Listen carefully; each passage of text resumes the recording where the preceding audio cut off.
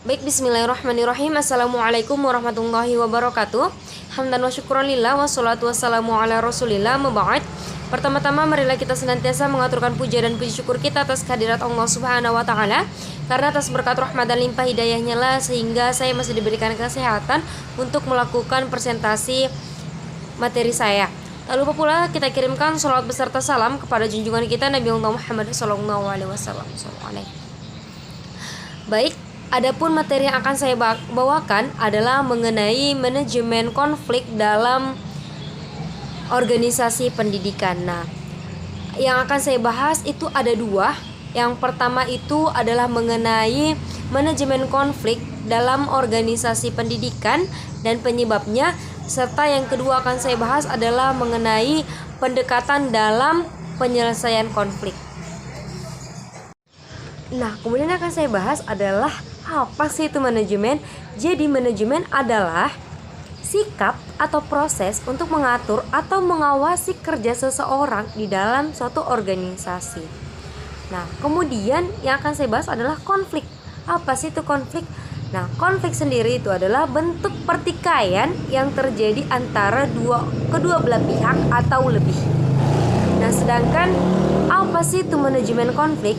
Nah, manajemen konflik itu adalah seni mengelola pertentangan yang terjadi antara kedua belah pihak atau lebih. Oke, selanjutnya yang akan saya bahas adalah penyebab sering terjadinya konflik. Jadi banyak sekali penyebab yang dapat menimbulkan terjadinya konflik, tetapi ada 3 penyebab yang menjadi penyebab unggulan. Dapat dikatakan penyebab unggulan itu ada 3. Yang pertama adalah komunikasi yang salah. Komunikasi yang salah itu merupakan suatu hal yang paling sering terjadi. Kenapa?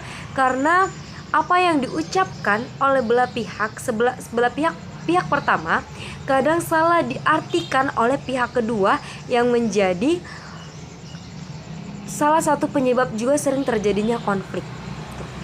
Kemudian yang kedua adalah hubungan pribadi yang tidak baik. Jadi ketika ada hubungan pribadi antara pihak satu dengan pihak yang lain tidak baik, itu juga dapat menimbulkan sebuah konflik. Kemudian yang ketiga adalah struktur organisasi yang dijadikan sebagai bahan pertarungan kekuasaan. Seperti itu. Nah, selanjutnya yang akan saya bahas adalah penyelesaian konflik. Yang pertama adalah mempersatukan.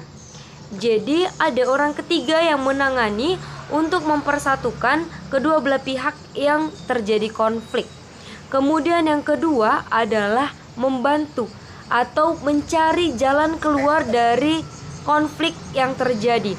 Apa sih yang sebenarnya menimbulkan konflik ini? Maka itu orang ketiga atau sebagai penengah itu bertujuan untuk membantu menyelesaikan konflik dengan cara mencari jalan keluar. Kemudian yang ketiga adalah mendominasi, bisa semuanya. Kemudian ada juga yang menghindar. Yang keempat itu adalah menghindar. Dan yang kelima adalah mengadakan kompromi. Jadi kalau sudah tidak ada jalan keluar dari konflik tersebut, maka harus adanya kompromi dari pihak keduanya. Seperti itu. Agar apa? Ketika kompromi dengan maksud adalah supaya konflik ini tidak panjang. Nah, strategi apa sih yang digunakan untuk menyelesaikan konflik? Yang pertama adalah konfrontasi. Kemudian yang kedua adalah gaya penyelesaian. Yang ketiga adalah perbaikan praktik organisasi. Dan yang keempat adalah perubahan struktur organisasi.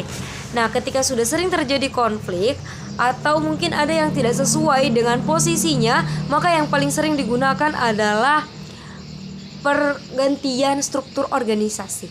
Nah, itu yang sering terjadi. Oke, baik teman-teman, terima kasih telah menyimak video dari saya mengenai konflik dalam organisasi pendidikan. Lebih dan kurangnya mohon dimaafkan. Wallahul muwaffiq ila aqwamit thoriq. Wassalamualaikum warahmatullahi wabarakatuh.